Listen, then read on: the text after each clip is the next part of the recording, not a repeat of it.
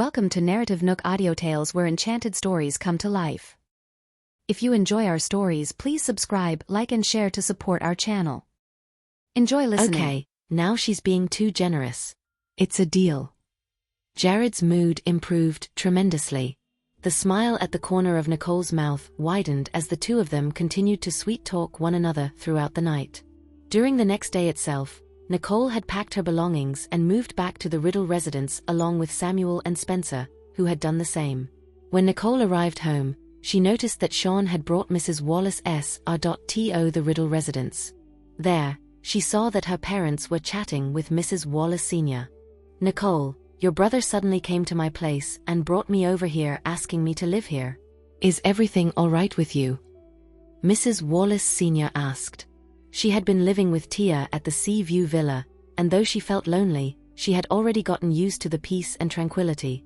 Thus, she knew something was up when Nicole suggested that she moved in with them. Nicole looked at Mrs. Wallace Sr. and couldn't help but smile. "I'm fine, Grandma. It's my parents who wanted me to move back here. They're not allowing me to live alone anymore, which is why I have to bring you here for a while." "Oh." Mrs. Wallace Sr. sighed in relief. She truly missed her granddaughter, and now that Nicole had found her family, she was more than grateful that Nicole was willing to stay over at her place for a few days a month. It went without mentioning that it was Nicole who had bought her the mansion by the sea. "I never would have dreamt of having to live with Nicole and her family," Mrs. Wallace Sr. thought. "Won't it be a hassle to have me here?" she asked. "Nonsense," Gloria said with a smile on her face. "You've raised Nicole for so many years now. You're her grandma, and you're considered an elder. You living here would be of no problem at all. Please don't feel that you'll be a burden to us." The moment Mrs. Wallace Sr. noticed the sincerity on Gloria's face, her heart began to surge with warmth. She turned to look at Nicole and said, "You're just like your mother, both kind-hearted and understanding. The both of you share such wonderful traits." Gloria's face flushed red the second she heard the praise from Mrs. Wallace Sr. "You're flattering me. I have arranged a room for you on the first floor so that it'll be convenient for you to move around. If there's anything else that you need, please feel free to tell me." No, everything's fine. The Riddle family is very lively. As compared to before, I lived alone, and everything just felt deserted," the old woman said. "True, a large family like this will surely be lively in the future." Gloria smiled. Seeing that Mrs. Wallace Sr. and Gloria had gotten along very well, Nicole then glanced at Tia, who was beside her. "I apologize for all the trouble, but you would have to come here to take care of her from now onwards." Though Tia would be staying at the Riddle residence, taking care of Mrs. Wallace Sr. would pose a challenge for her. "Don't worry, Nicole. I will do my utmost best to take care of Mrs. Wallace Sr." Tia promised with a solemn look on her face, to which Nicole nodded in satisfaction. The entire family is now here. Nicole breathed a sigh of relief deep within. Now that they are all here, it'll easier to protect them, and it's also much more convenient for the people that Jared had hired to protect them. It was like killing two birds with a stone. Otherwise she would not have agreed to have Mrs. Wallace Sr. moving in with them. Sean walked over to Nicole from the side and said, "Dad's asking us to go to his study." "Oh." Nicole nodded her head, whereupon she followed her brother to the study. As the two of them entered, Nicole noticed that Steve was also in the study. "Nicole is here." Nicole noticed the expression on both Daniel and Steve's faces, prompting her to ask, "What happened?" Daniel remained silent, and instead, Steve got up and said, "It's Nora. She attempted suicide at the detention center last night." Nicole narrowed her eyes. "Nora, suicide? How could someone like her commit suicide?" Perhaps it was because she was given a life sentence yesterday, and she couldn't bear the consequences, and so, she attempted suicide. It was fortunate that she was discovered just in time, but her injuries were quite serious. Her trachea was cut, and now, she can't breathe on her own. She's in the critical care unit as of now. Nicole raised her eyebrows slightly. "I did not expect her to be so courageous by slashing her throat and committing suicide. But then again, she didn't die, so it's very likely that it was just another one of her tricks." She then looked at Daniel and Steve before asking, "Well then, why did you ask me to come here? I am not interested in Nora's affairs, and I don't even wish to pay attention to any of it, she thought. Daniel sighed. Nora may be out of prison for now, but we're afraid that once she gets discharged, she might think of ways to hurt you again. Not expecting her father to have so much care for her, Nicole beamed, unable to hide the smile any longer. It's okay, she won't be out of jail for long, she replied. Though it was one of Nora's diabolical plans, she had underestimated what Jared was capable of. But to think of such petty ways to escape being imprisoned? That's clever of how. I've got to give her that, Nicole thought. Really? Steve was taken aback by Nicole's sudden burst of confidence, and had a hard time believing what she had said. Don't worry, within 5 days, she'll definitely return to prison. Nicole stated with absolute confidence. Sean saw right through Nicole and understood what she meant right away. As long as we know what's going on with Nora, what we need to discuss is the next big thing. As soon as Sean had spoken, he handed Nicole a folder. Within the folder, Nicole caught sight of various information about the Fisher family. It was updated with all of the recent crises suffered by the Fishers. That was when her eyes glinted with understanding of the situation. Nicole had not contacted the Fishers because she had already guessed that they would not be good business partners.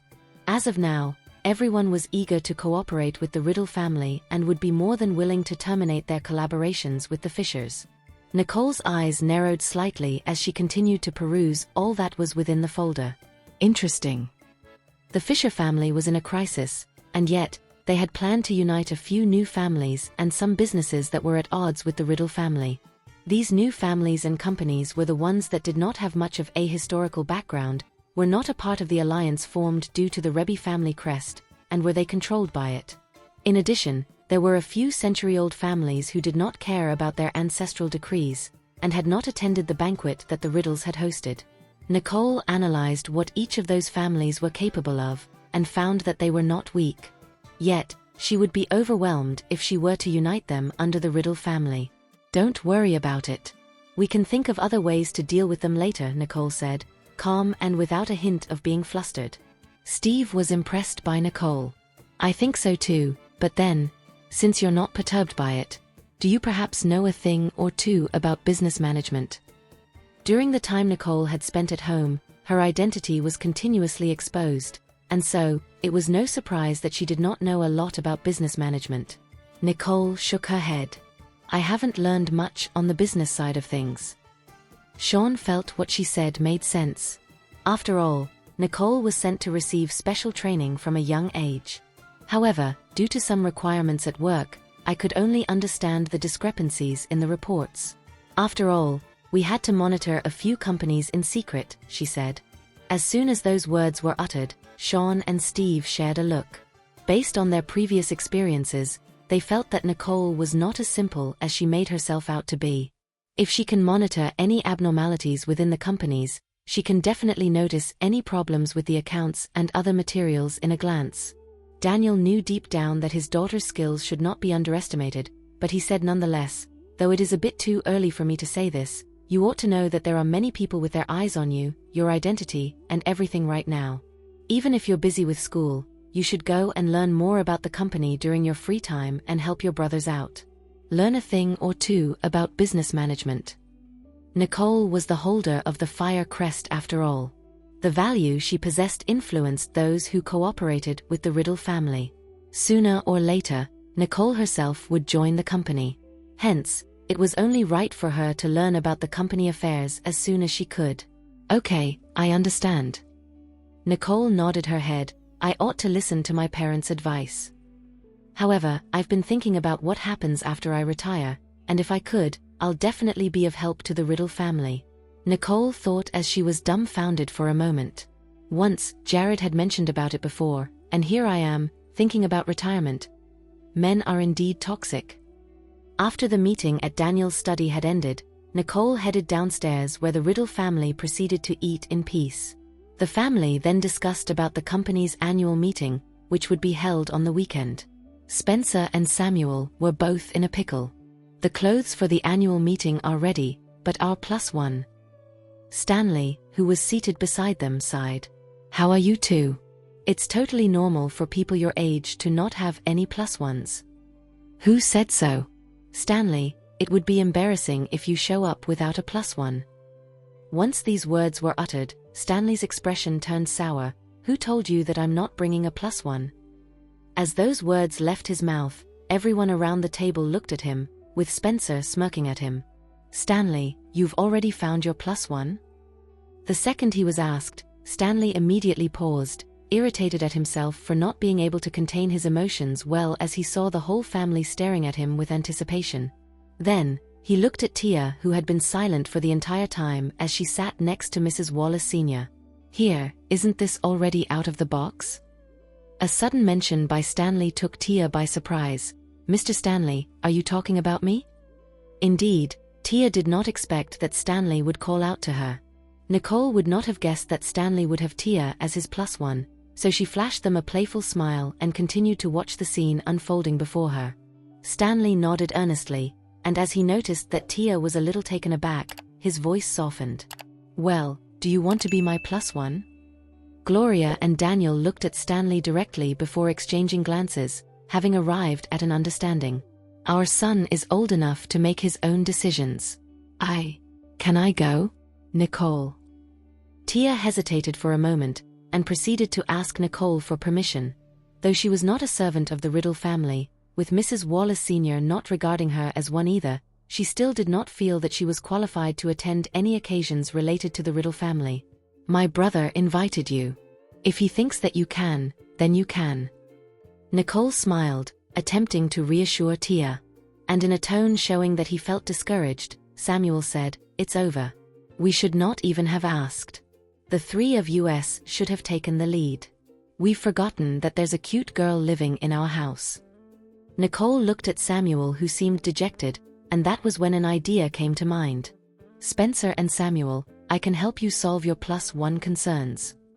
Really? Spencer asked, taking a sudden interest in the conversation. Who is it? Do we know each other? Samuel added, becoming curious as well. In response, Nicole playfully mentioned June Wallace and Lulu Barrera. Spencer and Samuel were stunned for a moment. They had previously met for a couple of times, and although their interactions were limited, they were not problematic individuals. With that said, the twins did not really have any choice left, as they did not know anyone who would be reliable enough for the role. Though there were a lot of girls in their school to choose from, both Lulu and June were known to be the only mindless fanatics who would swoon over them. Sure, why not? The two of them agreed at once, fearing that they would lose the opportunity if they did not take it, and that they would have to worry about this again. Okay. This is not only troublesome, but June and Lulu will be ecstatic once they find out. Steve could not help but click his tongue. It seems to me the three of you are all grown up. In response, Stanley looked at Steve and joked, Oh, you're too kind, but we're not like you. For you, plus ones are never in short supply. Stanley's words were so abrupt that Steve almost choked on the water he was drinking. Stanley, stop spewing hogwash, will you? Steve said. At that moment, something came to mind and Samuel joined in on the joke. Yeah. I heard that Steve always has different women as his plus ones for every event. Steve eyed his father's expression with a hint of guilt on his face, after which he glared at Samuel. Shut up. Enough with the nonsense. They're my colleagues from my company. Steve argued. However, the way Gloria had interpreted it sounded like something entirely different. Then, she gave Steve a friendly smile. Steve is getting old as we speak. You are now at the age when you're supposed to get your own girlfriend now. If there's a person you like, you can bring her home and introduce her to us. Mom, stop teasing me, Steve protested. I'm a career-orientated person. Besides, I have Sean as an older brother. How can I have a girlfriend before he does? The words that left Steve's mouth shifted the attention to Sean, who then shot Steve a death stare, shutting him up at once. However, Gloria was already nodding along. Yeah, Sean. You've been busy at the office all day. Have you gotten yourself a girl? You can bring her to the event meeting. Sean sighed. Mom, you know that I'm a busy person.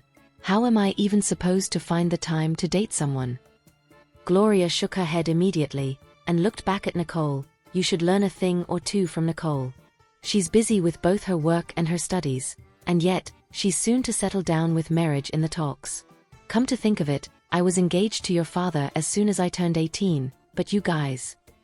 After Gloria had spoken to all of the young Riddles, everyone looked at Nicole with their eyes narrowed. A look of helplessness washed over her face at an instant. Why was I brought into this? Now, I've become the butt of the joke. Spencer spoke up and said, yes, there's no need to worry about Nicole. She's definitely going to attend the event with Jared as her +1, and they sure won't let you down on that.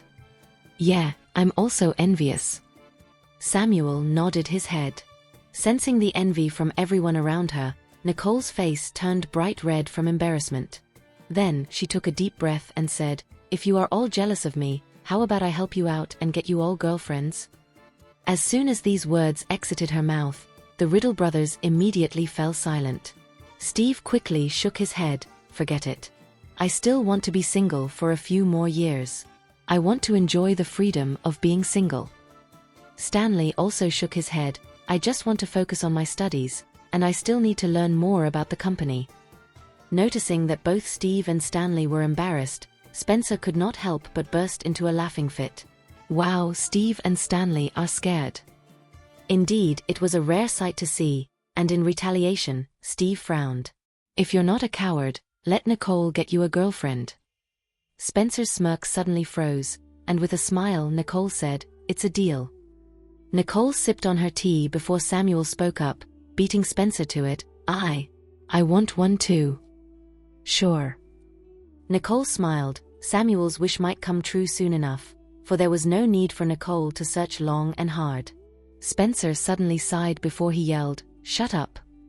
Does this fella really think I want a girlfriend? Samuel had gotten the wrong idea. Why should I shut up? We're twins. If you're the only one to have a girlfriend, then others would laugh at me. How could I be left behind? You. Spencer uttered, and was left speechless soon after. His brain cells are literally close to none. Gloria was amused, and Daniel covered his mouth in a fit of pigeon laughter, entertained by the silliness displayed by Samuel. Meanwhile, Sean and Steve, who could no longer hold laughter back, busted out in a fresh gale, leading the entire family to burst into a laughing fit, leaving a confused Samuel at loss. What? Did I say something wrong? He joined them in merriment as he watched his family guffawing away at him. The Riddle family on Daniel's side were filled with laughter, but at Damien Riddle's residence, it was dark and gloomy. Damien, what's been going on recently? There were rumors in that circle that the fourth son of the Riddle family is now in charge of the company. Do you know how they're treating me right now? Miley asked. The Rogers family had been removed from the list of top 10 most influential families after the incident. Miley had initially regained power by relying on the Riddle family. She was thriving with the recent recovery of Mr. Rogers Sr., who was totally counting on her. However, everything was cut short as the news of Damien having no real power at the company spread, which left Miley being outcast once more. How can he be so calm? She wondered. Damien had a prickly expression on his face. What are you screaming about?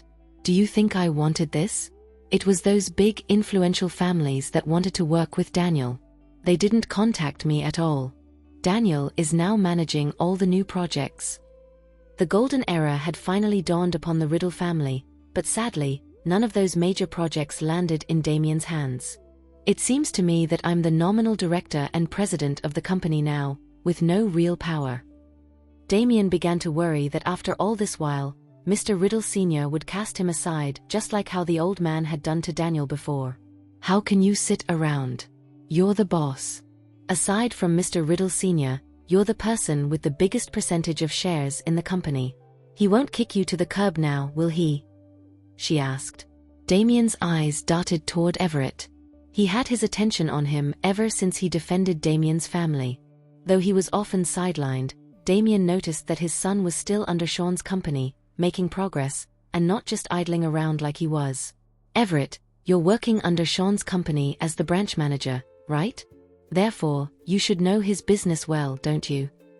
Though Damien spoke vaguely, Everett instantly knew that his father had queried him the way he did to test if there was a turning point in their given situation. Everett had long waited for this day, the day when his father would pay attention to him. He opened his mouth and calmly said, "I very much do. Daniel has 6 major projects under his belt, all of which are tremendously profitable with an estimated revenue of more than $500 million. That much?" Damien's eyes widened, as both him and his wife were left perplexed. Damien had managed the company for so many years, and yet, the highest in revenue per annum was not significant. The Riddle family is going to change. Even with such massive profits, they won't get any benefit from it as they'll just be paid a dividend at the end of the year. This is really infuriating, to just sit around and be unable to do anything. This does not include the 4 major projects in their hands. There are 7 or 8 more minor projects on the side altogether. I'm afraid it'll be around $3 to $4 billion in revenue as Stanley had recently joined the company, Everett continued. Enough. Damien interrupted, his head dizzy upon hearing the news. Miley, too, was stunned. 2 of their 4 sons have joined the company? 3 years ago, Mr. Riddle Sr. had allowed his grandchildren to join the company, during which only Sean and Everett were allowed, as they were the eldest in their family. And because Everett had not managed to graduate with a management degree when he first joined the company, Sean was already working as his superior. As a result, Everett had to work under Sean, which got Miley feeling very distressed. To top that off, it was unforeseen to them that Stanley had been selected to join the company. This was something which the other 3 families did not have. Mr. Riddle Sr., how could you do that? Stanley hasn't graduated yet. Even if we had not provided you a grandson, there's Preston from your 2nd son and Emery from your 3rd son. Why did you have to favor your 4th son? Miley's face turned red, and she could not resist from throwing a tantrum. Everett seemed to be used to seeing his mother's shouts, as he only stood there and calmly watched. On the other hand, Damien was getting annoyed. Enough. Gloria was fertile. Not only did she give birth to 5 sons, her daughter is also competitive. She's nothing like you. Miley was left utterly flabbergasted by the sudden reprimand, as Damien would usually pamper her. Deep down, she could not help but wonder if he hated her now. Chloe, who had been sitting at the corner in silence, went off on her father after witnessing Miley getting an earful. Dad, how could you use such mean words against Mom? If Nicole had not gotten the fire crest, how would Uncle Daniel and his family get promoted so quickly? Didn't you go around looking for other crests? Is there even any news yet? Damien smashed his mug upon being questioned in such fashion by his daughter. With a loud pang, the mug shattered into several pieces, frightening Chloe to the point that she backed away. Damien suddenly stood up angrily. What position are you in to comment about these things in the family? What right do you have to question me? Does she think that I'm not interested in looking for it? I've spent a fortune on investigators, and yet, there are no leads at all. That thing is simply impossible to find. God knows where Nicole got it from. He fumed. Chloe felt depressed after being yelled at. When she was doing well in the film industry previously, her parents would support and pamper her wholeheartedly, but now, Damien had actually treated her in such a cruel manner. Biting her lips, Chloe turned around sadly and left, and as she did, she knew that he had to regain her position in order to not allow anyone to pick on her ever again. As Chloe left, Miley's eyes began to well up, during which she turned back and stared at Damien. What right do you have to talk to Chloe like that? What right do you have to say that about me? If you think that Gloria is the best, why don't you live with her? As soon as Miley had blurted those words, she quickly turned around and hurried upstairs for fear of being beaten. In the midst of it all, Damien looked haggard, as if he had just competed in a wrestling match. Indeed, he had been drained. Noticing how sad Damien was, Everett knew that it was his chance. He slowly moved forward and said, "Dad, about the search for the crest, why don't you leave it to me? Perhaps I have some ideas on how to do it." After all, Damien was old. There were many ways to get things done in the black market which Damien had no knowledge about. Thus, it would be better for Everett to do it. "You have ideas?" Damien's eyes lit up instantly, feeling that his own son had been behaving really well these days. I can try other ways. Perhaps we might find something there. Everett nodded, though he dared not promise him anything either. Oh well, the only person who can share my burden in this house is you. Go ahead. It doesn't matter if you can't find anything, I'll accept the results whatever they may be. Damien patted Everett's shoulder affectionately.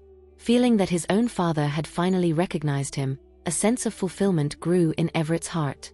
So, this is how it feels like to be recognized by my own parents. I'll make sure to find the rest of the crests, and if I really can't find any, I'll steal it from Nicole. Everett thought. As soon as night had fallen, Nicole began to research on the Firecrest system and the ways in which to crack the code. Once the problem had been solved, she would immediately sever her ties to the Firecrest and pass it to Zane. However, the system was too complicated. During her last attempt at cracking it, it took up a lot of her time. It seemed like cracking such a high-level security system would take her forever. After an hour's worth of research, Nicole decided to get some information from the hunters. Surprisingly, however, once Nicole logged into the page, she saw a comment from Zeke for her. It seemed that Zeke had spotted a mission, which required Nicole's attention. Much to her surprise, Nicole saw a mission online that pertained to searching for the other crests of the Rebbe family. Additionally, there were no limited number of intakes. The more people who took up the job, the better. Whoever found some lead would receive a cash prize. Seeing this, Nicole could not help but frown. I did not expect these people to start hunting for the crest. To add to that, this person knows about the existence of the hunter. He or she must not be an average Jane or Joe, Nicole pondered, as she observed that a number of hackers had inquired about the mission. Nicole could not help but grow curious about who that person was. She attempted to track the sender's IP address. However, the sender in question seemed careful as well. There was no specific IP address available. She could only get a hold on the general location, and as it turned out, the person was located at San Joto. San Joto. Things were getting more interesting. Nicole really wanted to know who the person hunting for the other crest was. As she was thinking, a notification tone emanated from her phone. It was a video call. Nicole raised her eyebrows. Oh gosh, it's that brat Jared again. He's starting to do video calls. After giving it some thought, she ended up answering the call. Why are you video calling me today? She asked. This dude rarely video calls since he's either in a meeting or outside, she thought. Jared looked at Nicole through the screen and flashed her a devilish smile. I miss you. He had a hoarse voice and was garbed in a white robe. At an instant, Nicole could tell that he had just come out of the shower. And to top it off, he was actually seducing her, being the shameless man he was. Your parents took Grandma away, he said. Furthermore, it was not a question, but a statement. There were also hints of annoyance in his voice. What happened? Nicole raised her eyebrows. Isn't that great? It would be easier for your people to focus on one area and do their job. It isn't great. Jared snorted unhappily. I wanted to stay at your place tonight. And yet, all this girl wants to do is stay at home, he sulked. It would not be appropriate for Jared to act in the way he did at the Riddle family manor, and that was by using Grandpa's illness as an excuse to stay over.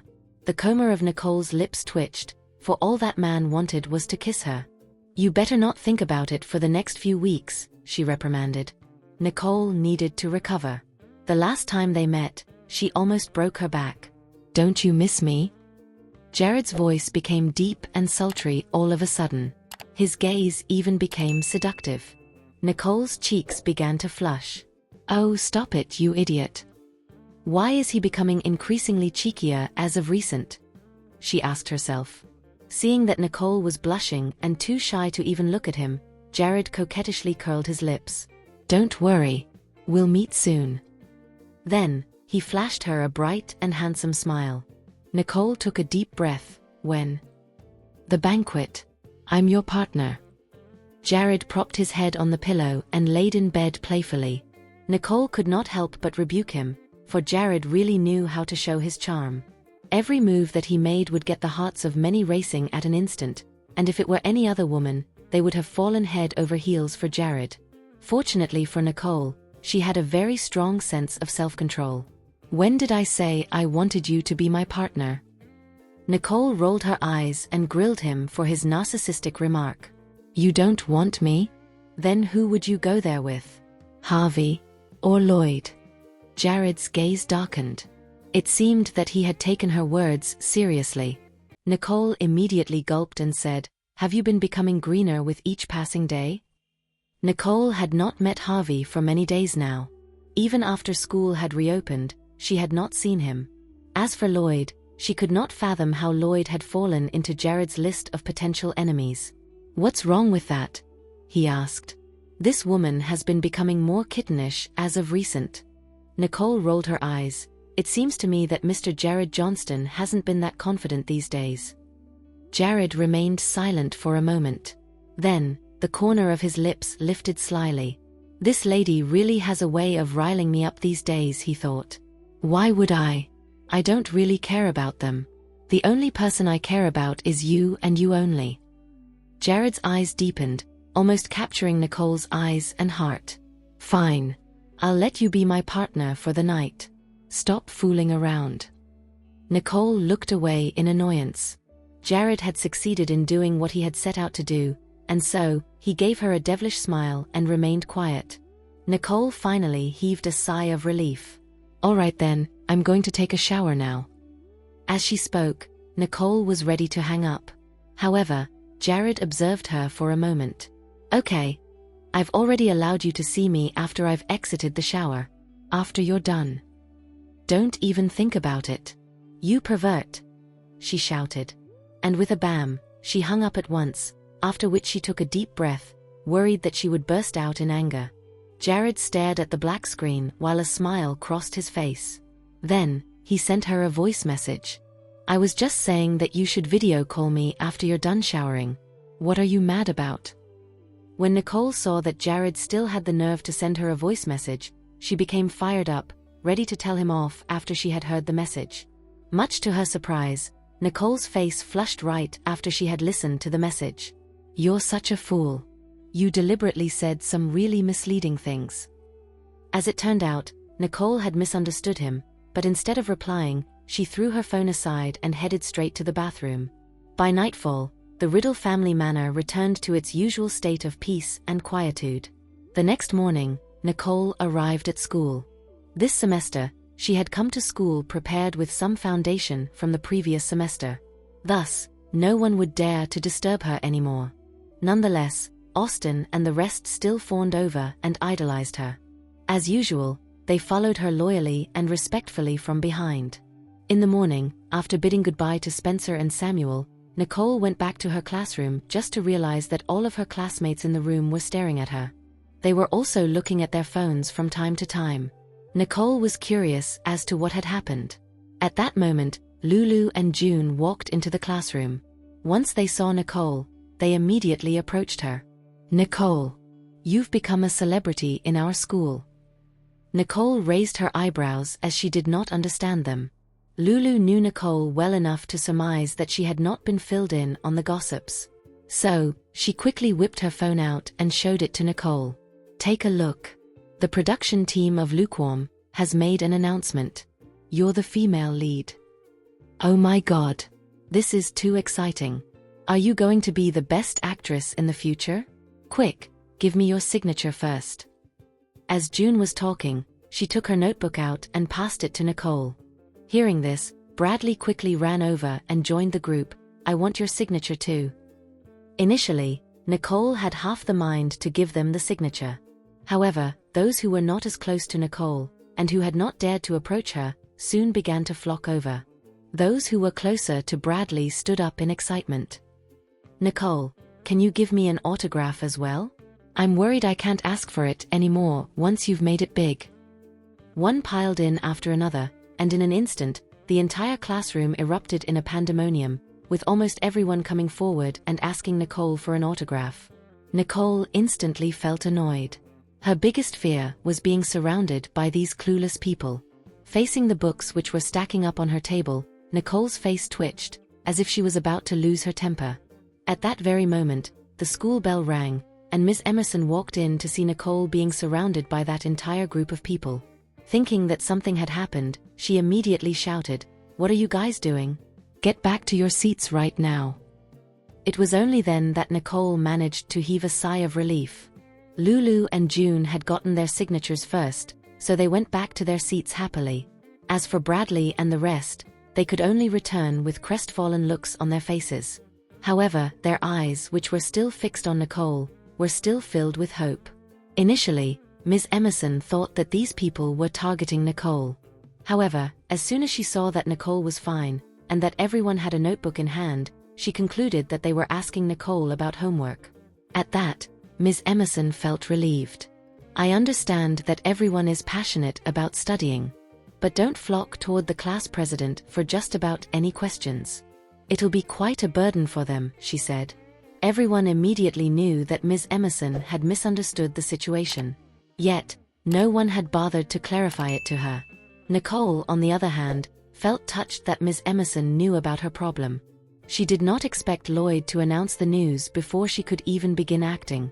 It was truly troubling her. However, things had already happened, and now, all Nicole could do was to accept it. Ms. Emerson then began to teach, and the entire class fell silent. No one noticed that Gary had been staring at Nicole. With school finally reopening, Gary could see Nicole again. However, all he could do now was to stare at her from behind, for there was nothing else he could do to interact with her. Recalling the last semester, Gary had indeed acted like a fool. He still wanted to help Nicole and remind her about things she might have missed, but now, he no longer had the right to even get close to her. That feeling was extremely suffocating. Soon, lunch break came around, and Ms. Emerson made an announcement. "This year, our country will be organizing a competition in computer science. A few famous universities from San Jose will be sending some top students from the field of computer science to participate. As for our senior level students, we don't have any computer science course, but I know there are some of you in this class who are proficient in it. So, the school will be providing everyone a chance to register voluntarily. Each class will have 3 representatives. If anyone is interested, you may sign up with me." As soon as the word was out, everyone looked at Gary. The Finley family owned the biggest information technology firm in San Jose. Gary's brother, Ryder, was the top student in the computer science course in the university. As for Gary, he was the most famous computer guy among the seniors. Even the teachers would look for Gary regarding anything about computers in the advanced level. Furthermore, surveillance cameras from all around were also provided by the Finley family. It was not a secret at all. "Brother, school has just reopened, and you have the chance to show what you're capable of." In Mathematics Olympiad during the previous semester, Nicole had stolen the show. This time around, however, Gary would be made known again. He must regain his status this semester. Of course, Gary will have to join, there's no question about that. The only issue is that each class must send 3 representatives. Are there other students who are interested in a competition in computer science? Ms. Emerson looked at everyone with a smile, though she had nothing but complaints, deep down. Previously, when the district organized a computer science competition, every class was only required to send 1 student. Thus, Gary would just participate. The rest of the students were not interested in these competitions at all. After all, senior year students would prioritize their academics. They were soon to be final year students. Everyone was occupied with their studies. Therefore, how would they find the time to participate in a computer science competition? However, this year's competition was at the national level. Thus, every class must send 3 representatives.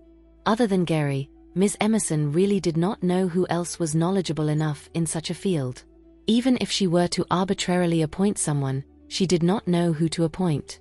As expected, the entire class fell into pin-drop silence after Ms. Emerson had raised the question. Vivian murmured in a soft voice, "Ms. We're only high school students. And none of us major in computers. Usually, we would only use computers for our studies and nothing more. How could we participate in the competition? I even heard that you'll have to create codes during the competition and design a software as well. If we can't do any of that while we're participating, it'll be really embarrassing." That's right. The rest of the girls also began to murmur. In an instant, the whole class became silent.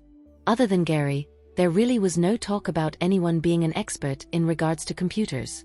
Ms. Emerson looked at the entire class, her face growing stiff from smiling. Noticing how troubled Ms. Emerson looked, Nicole sighed. Although it was just a soft sigh, Ms. Emerson had taken notice of it, giving her a glimmer of hope. Nicole, do you know anything about computers? Nicole's performance in the previous semester had prompted Ms. Emerson to notice her. It seemed to her that Nicole was an all-rounder who knew a little about everything. The only thing Ms. Emerson was not sure about was whether Nicole possessed any skills when it came to computers. At that moment, everyone's eyes were fixed on Nicole. Nicole could not decline Ms. Emerson in front of everyone, so she nodded her head lightly. Yeah, a little.